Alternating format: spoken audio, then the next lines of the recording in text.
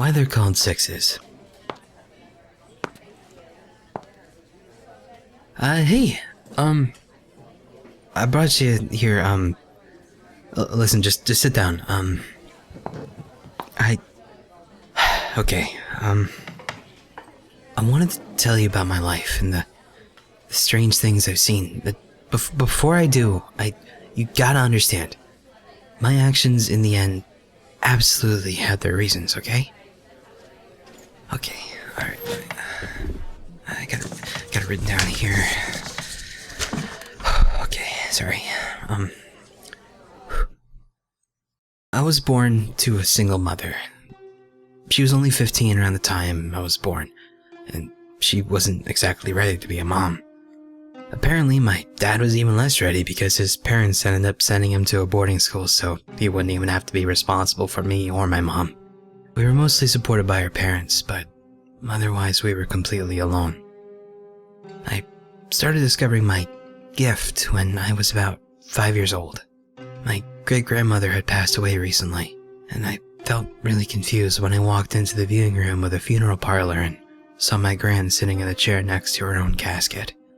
At that point, I already grasped that death meant that you were gone forever, but yet there she was. My confusion was overpowered with my relief, though. Approaching her, she seemed different. There, but not quite the same.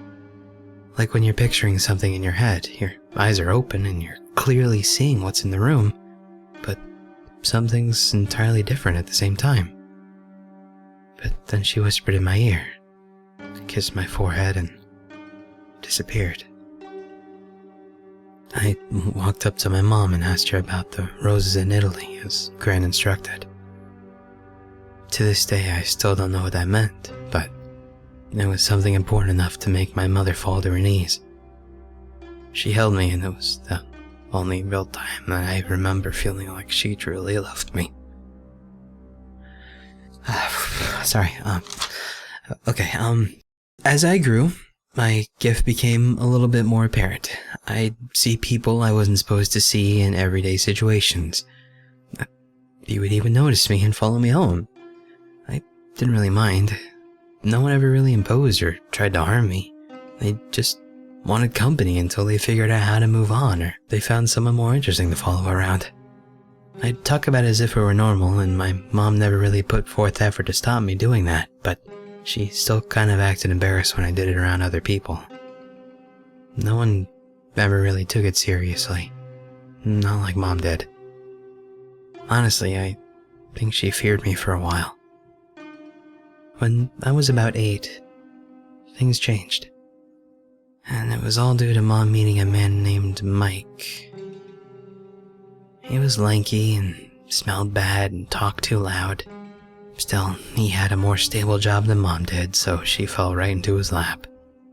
He wasn't a horrible guy at first, just kinda greedy. My mom told him about my gift, and he came up with this master plan to use me as a pay pig, post my name up in the phone books as the world's youngest psychic. I don't know if he even believed my gift was real at first, but he definitely learned otherwise later. But, that's how I started talking to dead people in my living room, as I was just beginning to learn multiplication. It was fun at first, when it wasn't the same old tell my mom I love her bullshit. Then there was the case when I was 13, where I was seeing a family who believed the spirit of a 4-year-old girl was haunting their house. They claimed that they didn't intend to make the girl leave, they just wanted to learn more about her so they could make her more comfortable in their home. When I walked into the room, there was definitely no little girl. There was, however, a gray non-human entity crouched on their 17-year-old son's back. Its skin looked like paper, and its eyes were fully blood red. It came in human-like shape, but it was far from human. These non-humans, they were called sixes, actually. Sixes are souls that were never human. They're created out of pure sorrow and pure hatred. They're negative emotion embodied into an evil spiritual being. They can even project the actions of human spirits to confuse their hosts and make them think that they're just victims of a normal haunting. Human souls, they can't really hurt you unless they're extremely sinister, like Bundy sinister. Sixes, however, oh yeah, they can. Along with several other non-humanities I don't really want to talk about right now, but yeah, they suck every emotion out of you and radiate so much of their own sorrow and hatred until you either kill yourself or you commit a crime so horrible you'll likely get the death penalty. They usually go after evil, corrupt, or just plain miserable people. They're called sixes, by the way, because they usually only last 6 months before you lost it. I'm gonna get a little bit personal here. I think I started resenting my mom when I was 16. I had gotten tired of the job, obviously, as people would. Everyone in town knew me. All the kids at school called me a freak. And by this point, Mike had started to drink away all the money that people had paid me to tell them their grandmother loved them or that their dead child was in a better place. He became violent and angry. He hit my mom, and she just took it for a while. And then she started to blame me. She even said this, okay? If you never would have started talking to fucking Casper, maybe we wouldn't be in this situation.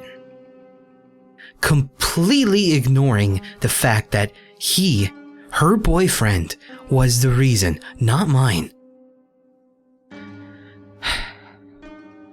Not long after that, he stopped hitting her and started hitting me. Then she did too.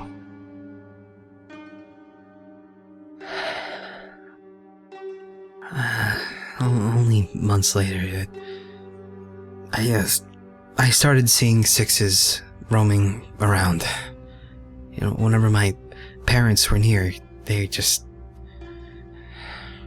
I watched this without a word. I didn't say anything. Still allowing them to escort me to jobs or whatever the heck they wanted me to do. At first, the sixes, they would stay far away. I'd see them out of the window, across the street, whatever. They creeped closer as time went on, though. Slowly, very, very slowly. The whole fear aspect was kind of being outweighed by the curiosity, though. I'd only ever seen them on people's backs, not just standing there. I became a little bit more startled when they stood at our windows. They knew I could see them, but they disregarded me. And I said nothing to my mother the day I watched one crawl onto her back and latch its gaping teeth mouth onto her shoulder. I wasn't surprised when I saw another one on Mike's back later that day. I thought about telling Mike and my mom, calling up a specialist to help get rid of the sixes that had only just begun to drain my sad excuse for her family, you know, just get them all away from him.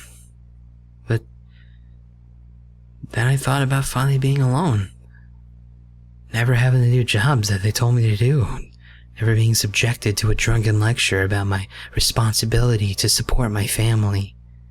Never explaining my bruises with teachers.